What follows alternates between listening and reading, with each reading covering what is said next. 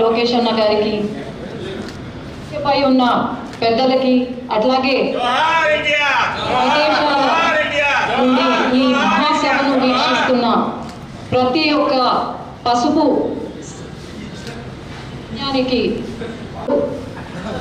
సామాన్య సభ కాదు, సైన్యం యొక్క గర్జన ఇది.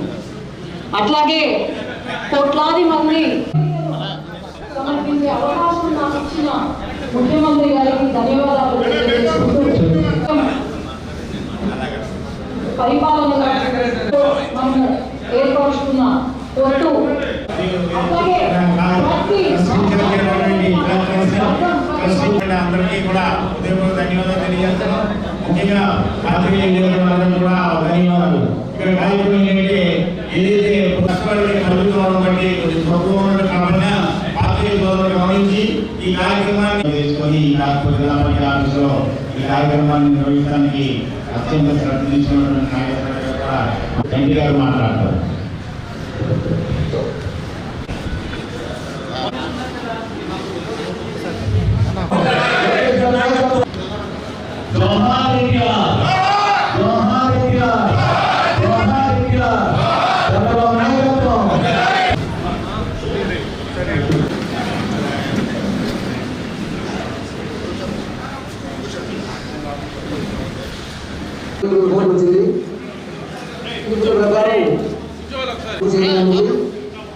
ఈ 3/26 నాటికి పార్టీ యొక్క చదువు విలువ 435 రూపాయలలో ఇంకా సభ్యులందరినీ కూడా కోరుతూ దాటినటువంటి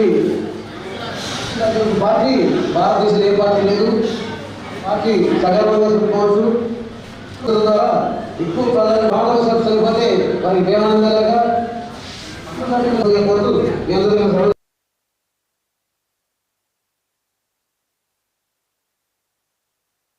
మీడియా సంస్థలందరికీ కూడా నమస్కారం. ఈరోజు ఏదైతే తెలుగుదేశం పార్టీ ఆధ్వర్యంలో 44 వసంతాల పండుగ మహానాడు మరి గౌరవ ముఖ్యమంత్రి చంద్రబాబు నాయుడు గారు, అదేవిధంగా వర్కింగ్ ప్రెసిడెంట్గా మొన్నే బాధ్యతలు తీసుకునేదైతే గౌరవ లోకేష్ గారు, మరి కార్యకర్త అధినేత అనే విధంగా మరి ప్రతి నియోజకవర్గంలో కూడా క్లస్టర్ వారీగా రాష్ట్ర వ్యాప్తంగా 1875 క్లస్టర్లలో మరి ఈ మహానాడు పండుగని పండుగ వాతావరణంలో చేయడానికి నిశ్చయించుకుని ఈ రోజున మరి ప్రారంభించడం జరిగింది. 27, 28 తారీఖుల్లో ఏదైతే ఆ క్లస్టర్ లెవెల్లో ఉన్న కార్యకర్తలందరూ కూడా ఒక కుటుంబ ఫంక్షన్ ఏదైతే విధంగా చేసుకుంటామో అదే విధంగా 27, 28 తారీఖుల్లో చేసుకోవాలని గత 10 రోజులుగా అందరినీ కూడా ఏదైతే కార్యకర్తలందరినీ కూడా ఏకతాటి మీదకి తీసుకొచ్చి అందరికీ కూడా కమ్యూనికేషన్ ఇస్తూ క్లస్టర్ వారీగా కానీ డివిజన్ వారీగా కానీ ప్రతి ఒక్కరు కూడా ఈ కార్యక్రమంలో పాల్గొనాలి. అలాగే మైటీడీపీ యాప్లో అటెండెన్స్ వేసుకోవాలి ప్రతి ఒక్కరు కూడా అనే ఉద్దేశంతో, అదేవిధంగా 2 సంవత్సరాల్లో మనం ఏం చేసాం, ప్రజలకు ఏం చేశామనేది మహానాడు ప్రాంగణం నుంచి ఏదైతే సందేశాలు ఇస్తారో ఆ సందేశాన్ని వీళ్ళందరూ కూడా వినాలి.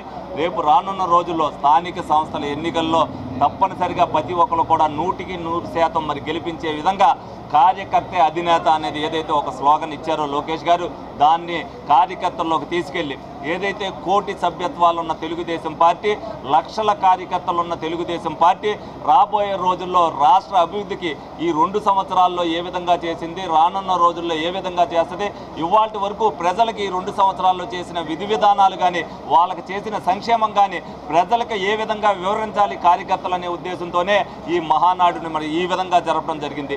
అది కూడా ఒక విధంగా చెప్పాలంటే ఒక యుద్ధం రావటం వల్ల ఎప్పుడూ లేని విధంగా 44 సంవత్సరాల్లో నియోజకవర్గం వారీగా కార్యకర్తలే మహానాడు పండుగను చేసుకునేది. కార్యకర్తలు అందరూ కూడా ఒక ఆనందంగా ఒక పండుగగా చేసుకుంటున్నారు. తప్పనిసరిగా ఇటువంటి విధానాన్ని మరి లోకేష్ గారు ఏదైతే తీసుకొచ్చారో దానికి అందరూ కూడా ప్రతి ఒక్కరు కూడా ఆనందాన్ని వ్యక్తం చేస్తూ ఏదైనా మన భావాలు ఉన్నాయంటే వాళ్ళు కూడా ఇక్కడ నుంచి మాట్లాడటానికి కూడా కొన్ని క్లస్టర్లో వాళ్ళు కూడా మాట్లాడతారు, వాళ్ళు చెప్పడానికి కూడా అవకాశం ఉంటుంది. ఏదైతే ప్రతి ఒక్క చిన్న కార్యకర్తను కూడా ఏదైతే పై స్థాయి వరకు నేను తీసుకెళ్తానని చెప్పి ఏదైతే లోకేష్ గారు హామీ ఇచ్చారో అది ఈ విధంగా నెరవేరుతుందని ప్రతి కార్యకర్తకు కూడా తెలియపరుస్తూ మరి అదేవిధంగా జిల్లాలో జరుగుతున్న ప్రతి నియోజకవర్గంలో కూడా ఏదైతే జిల్లాకి సంబంధించిన కానీ నియోజకవర్గానికి సంబంధించిన కానీ తీర్మానాలు చేయడం జరుగుద్ది. అదేవిధంగా ఈ 11 క్లస్టర్లు కూడా ఈ రోజున విజిట్ చేయడంతో పాటు ఎన్ని క్లస్టర్లు అయితే నియోజకవర్గంలో ఉన్నాయో మ్యాక్సిమం క్లస్టర్లన్నింటిని కూడా ఈ 2 రోజుల్లో కూడా విజిట్ చేసి తెలుగుదేశం పార్టీ కార్యకర్తలందరినీ కూడా రాబోయే రోజుల్లో ఏదైతే స్థానిక సంస్థలు ఎలక్షన్ జరుగుతున్నాయో దాంట్లో 100% విజయవంతం చేసే దిశగా ప్రయాణం సాగాలని చెప్పి వాళ్ళందరికీ కూడా చెప్పడం జరుగుతుందని సందర్భంగా మీ అందరికీ కూడా తెలియజేయడం జరుగుతుంది.